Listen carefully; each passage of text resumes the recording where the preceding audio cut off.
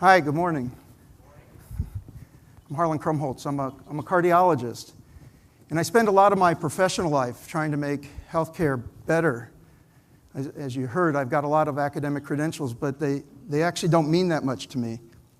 What matters most to me is trying to put the healthcare system in a position to help people make better decisions for themselves and to get the outcomes they desire.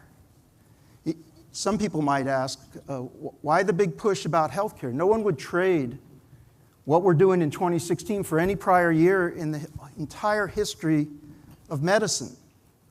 It's a great year. It's better than the year before, and next year will be even better. And yet, the kind of work that I do gives a view on medicine that says, you know, it's kind of hard to be satisfied with what we have. Even with all the advances, and there are a lot of advances, we're not moving forward fast enough. Practice is still rife with variation that's so wasteful and often harmful. Research is slow and expensive. And you can't get away from the conclusion that it's too often focused on things that don't matter that much to people. Safety issues are often hard to discern, let alone respond to. And one of my biggest issues about medicine is too much of it occurs outside of public view. There's not enough transparency. About 2 years ago, I took a step back and tried to contemplate what big thing would be likely to have the most profound impact on the future of medicine. What was most stifling our progress? What was it that was most undermining our ability to truly serve people? I reflected on this for a long time. I was looking for the choke point. At this point in my career, I wasn't looking to find small issues. I was trying to figure out what was it that had to fundamentally accelerate our ability to generate knowledge, deliver it, and provide the personalized care that people need. And as I looked for that choke point, one day, I saw it there in front of me. And I realized that we weren't going to make the progress we could unless we adequately addressed it. The choke point? Data. Data. Not a surprise to anybody in the room. But the central problem was that we lacked the data we needed to support clinical practice, to propel research discovery, and to strengthen safety monitoring and response. Now, we all know data by itself isn't going to be sufficient, but it's entirely necessary. And without it, we're not going to be able to make the progress that we could. Now the issue with data is that, interestingly, we're in the most remarkable age of data. We're in an age of digital data, and the most remarkable transition of medical information into digital form that the world has ever seen. And yet what we've got are data holders who share data with business associates, but it often doesn't go much farther than that. And that for patients, it's sort of like the verse from the Rime of the Ancient Mariner, water, water, nor drop to drink. It's all around, but actually isn't in a form and isn't in an ability for them to use. Now, I want to say when I looked at this, I said to you, it was in front of me. Well, it was in front of me on my clinical rounds when I saw that more than half of the patients were missing essential data that existed in other databases that could not be available to the clinical teams. This missing data was compromising their care, leading to excess testing, increased expense, and often elevating their risk.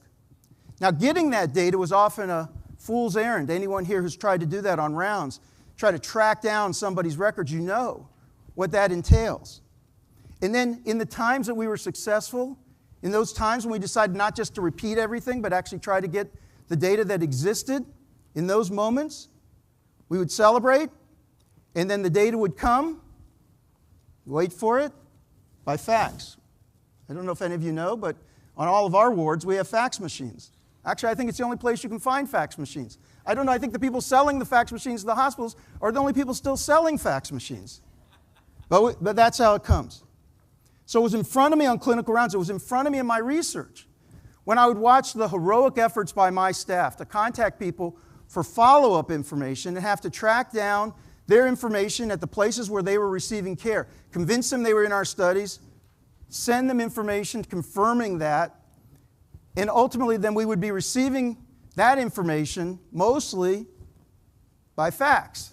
And we would get the medical record summary, which would be adjudicated into, I think, that brute force, that effort, that cost would bring delays and grind the research to a crawl. But this is general operating procedure, standard operating procedure in research all around the country. This is how clinical research gets done. Highly inefficient. I saw it in front of me when I was working with the FDA and industry partners around issues of drug and device surveillance, and I saw the near impossibility of bringing together the data we need to understand how these drugs and devices are actually working in real life practice. Frustration, the difficulty, and the final result that the public, the regulators, our government, industry, have no real idea about the real world experience with these things because it's so hard to get the data that's most relevant to be able to assess the performance. But I have to say, I saw it most in front of me when it became personal, when someone I love or cared about was hospitalized, and what it took for us to try to get that data for my father-in-law when he was on vacation and was hospitalized across the country, and there was a great need to be able to transmit the data from one side to the other. Now I'm someone that knows healthcare pretty well, and I actually have a few friends in healthcare, and I can tell you it took a superhuman effort. It was time-consuming. It ended up being costly, even degrading, to try to get that data to the right place at the right time to be able to provide the information that was needed. And the initial diagnosis suffered. There was actual misdiagnosis because unable to compare the results of the MR with previous MR that had been done. So living that, seeing it, but then trying to get that data back, and by the way, these are all famous, prominent organizations, trying to get that data to his home institution after he'd been discharged. He's doing fine today. But getting that information back has also been an ordeal. In fact, we've practically given up. We've practically given up. And we were only able to finally get the information, and it's some of it. And I wanted to just...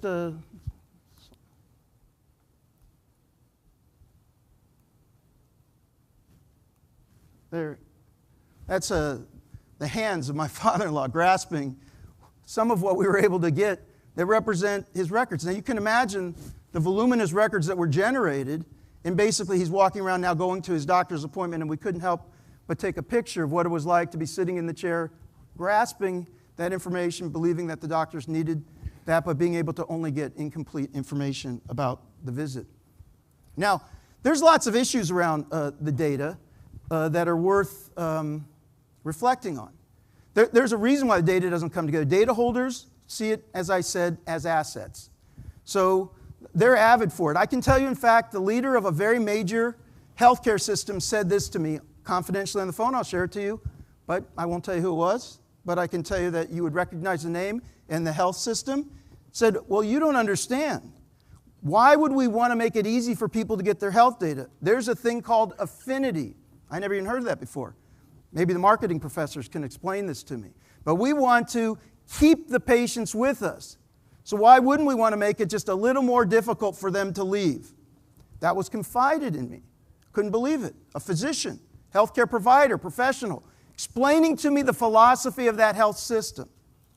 But beyond that, it's not just that many of them want to keep the data. Some of them want to share, but they're afraid. They're concerned about the highly regulated environment. They're concerned about stepping on regulations and making a misstep. They're also not seeing a great demand, and they're also wondering what it would take to invest when they've got other things on their plate right in front of them that lead them to operational imperatives within their own organizations. So it becomes deprioritized. Now there's another issue. as I found. Because my first move was to say, why not go to the data holders and see whether or not can communicate and improve this situation? But I soon began to appreciate that none of the data holders actually holds any coherent longitudinal record. Everybody in the health system who's a data holder to date has only fragments of information, episodes of care. Even when it's de-identified, even when 200 million records end up in Truven and now in IBM, those are largely fragmented episodes of care that don't provide the full picture. Nobody has the full picture. Nobody can see the entire longitudinal care. And that's a problem, let alone nobody has much of what you're interested in, patient-reported or patient-generated data, because that's usually out of reach of most of the clinical data holders. So we have problems that many want to hold it. Those that may want to share it are concerned about the highly regulated environment and not sure how to do it. And then you've got the additional problem of even if they did it, each one of those data holders is in a position where it's fragmented. So, you know, I studied this problem further. I said, well, I don't know. This seems like it's intractable. That's why we're in the state that we're in. But it occurred to me that what if the solution was the person, the patient? I mean, people have talked about this before. We've never really been able to succeed at it. But if you really have an end goal of saying what we want to be able to do is constitute a coherent longitudinal record, why couldn't it be coalesced within an individual? Now, for many years, people have talked about a personal health record, but it never really took hold. But we've never been in the position where we are now, and I'm not actually talking about just a personal health record, but a platform for an individual where the control of the information accrues to that individual and empowers them and puts them in a position of strength. So I thought about it, and I thought, nah, that'll never work. I mean, have you tried to get your records? I mean, I told you we've tried to get records. I mean, do you know what it's like?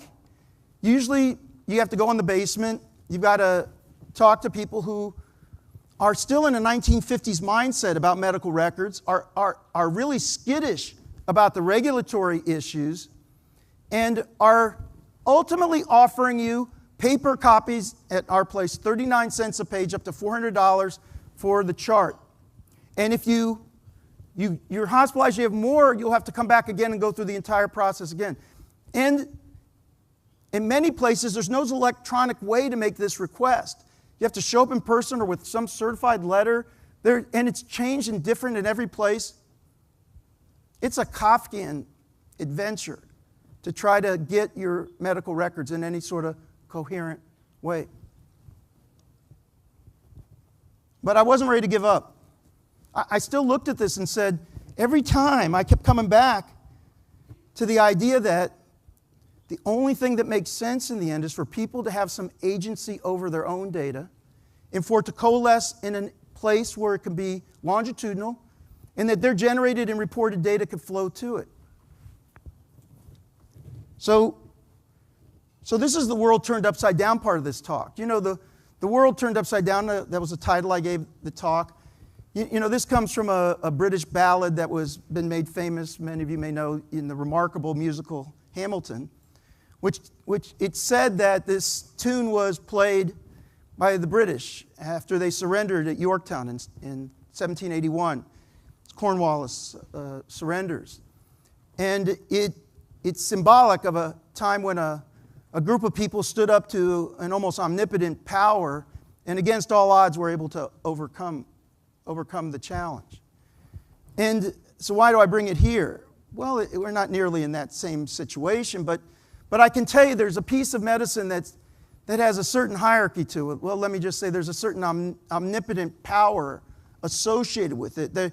There's a sense that people in the system need to be taken care of in a paternalistic way, that they are subjects, in fact. We call them subjects in our studies. We make decisions often for them as much as we want to talk about shared decision-making. We deprive them of a lot of rights. We tell them what to wear in our hospitals, and we tell them how to act. And if they don't obey us, we tell them that they're non-adherent or non-compliant. I know this. I know the tradition of medicine. After all, I'm a doctor.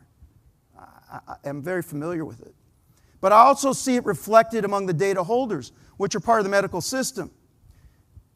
How easily is it to get your data? What are they exposing to you on the portals or other means by which you can see some of the data? Are you seeing the notes? Open Notes is something that's growing, but how many places have embraced the idea that you have a right to see all your data, to be able to use it and move it? I see that when I've talked about this, I've heard people say, but the doctors are going to be concerned if people get all their data and see what's going on. If there's increased transparency, people are expressing concern that this will happen. And yet we all know in the next era of medicine, it's going to change. And I can tell you the thing about this that's interesting is, it's not a technological problem. It's a cultural problem. It's a cultural problem that's holding things back. So what would you need to make this work? What if it could be that, what would we have to do? Well, we'd have to maybe get you rights. We'd have to give you rights to your data. What would we have to do? We'd have to march on Washington maybe. We'd have to make it so that you could get your data and that we could enforce those rights and make sure the data could be transmitted to you. We'd have to make it so it could be transmitted electronically and that you could get all of your notes and that you could coalesce them. I mean, I don't know, how many years would that take for us to be able to accomplish that? But maybe we could do that together. But you know the key thing about this is? Anybody know? You have that right. That right exists. The right to health information is clear. There's some ambiguity about who owns your data. There is no ambiguity about your ability to access it and to access electronically. What does ONC say about your rights? You have a right to receive your health records, including medical and billing records. You have a right. This is Office of Civil Rights stuff. This isn't like, gosh, it'd be great. We really hope some people are able to accomplish this. This is a right that every American has. But more than that, if they are held in electronic format, the data holder must provide it in the electronic format you request, if it's readily producible. Now, I don't know if you know, but most places in Boston and around the country now have data in electronic format. You may have noticed that. And actually, it's in formats that you could easily use. So think about this. If they're held in electronic format, that's everything. Notes, everything. Data holder must provide it in electronic format. That means you're not forced to get it in paper. It's very interesting. This is a right. If the format's not available, they must provide the health information in electronic format agreed to by you and the data holder. They're saying there's a partnership here. You're not put in a position where you have to take whatever they'll give you. You have a right in formats, and you can talk to them about the formats. But I can tell you, XML format is ubiquitous. The formats that you would want to use already exist. It's just a matter of whether they're making it possible to push to you. But here's something else. You can request they transmit it to a personal health record or another physician. They're obligated to comply, and they're not allowed to charge you page charges. I can tell you that around the country, almost no health institution is even aware of these rights, let alone making it easy for you to express these rights. But I can tell you we're on the cusp of a change, because this is the solution to the absence of any clear longitudinal record. And when my father-in-law was hospitalized, it should have been seamless to request his records get transmitted there and transmitted back. And we still shouldn't be waiting for it, and it still shouldn't be nearly impossible to get it done. And I will tell you that this is about to change. Now, one of the reasons that this is about to change is because of a federal research initiative, the Precision Medicine Initiative. They may have heard about this. Enroll 1 million people in a studies to try to solve how we can personalize care. This is a favorite project of the president. And I can tell you, Obama has studied this. He's invested in it. He knows about it. He cares about it. And it's likely to be continued to be supported. It's got bipartisan support. Now, this initiative has been focused almost exclusively on the issue about genomics and the future of science. But the truth is, the real revolutionary part of the Precision Medicine Initiative was the fact that it put people in the middle with their data. The concept in the Precision Medicine initiative that was introduced was one of Sync for Science. Now, you may have heard this, thought it was a bit jargony, not quite sure what it means. What this means is the Precision Medicine Initiative said, we are going to be we're going to run this, where people are going to get their data and sync it to the research database.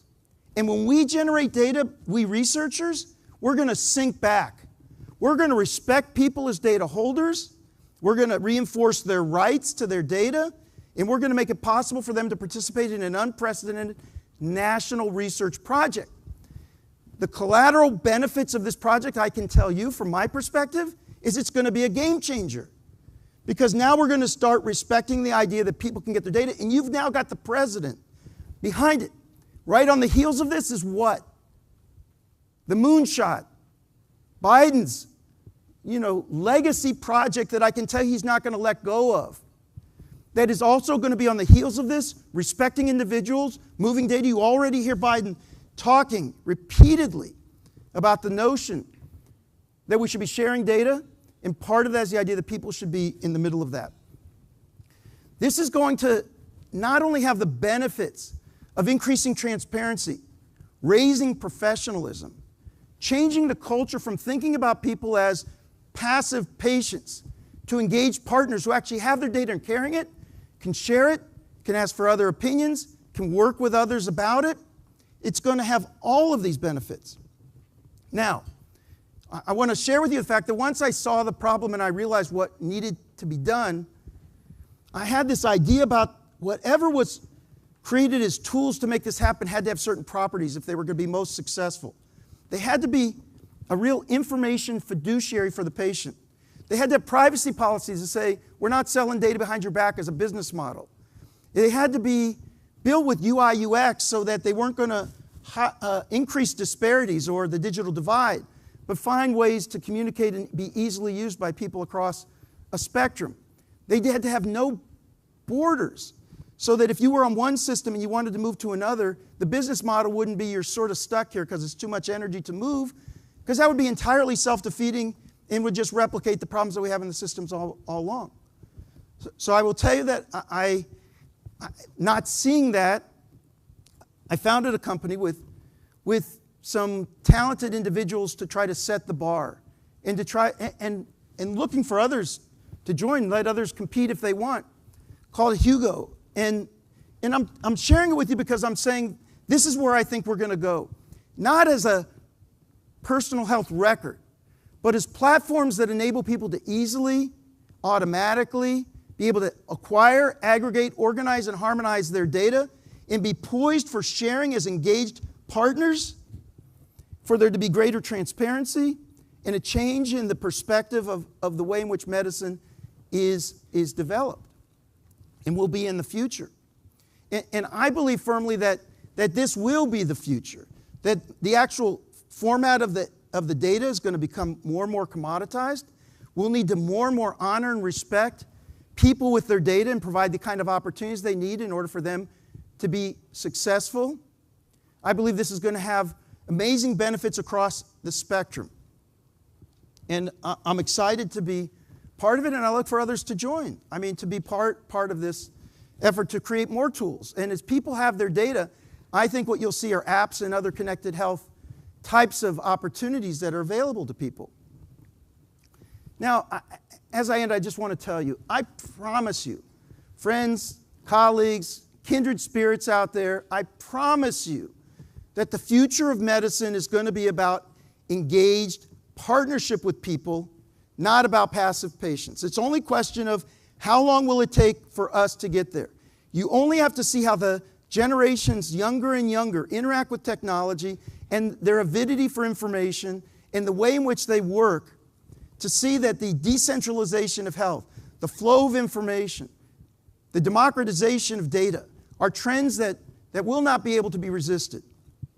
I believe that work like this, we're going to put people in that position, that people with their data will be strong partners, they'll be able to help themselves and others, pay it forward, be part of the research infrastructure, help make our society better, and I think it will be healthcare turned upside down, but all the better for healthcare. And I hope you'll join me in trying to make this happen. Thank you very much.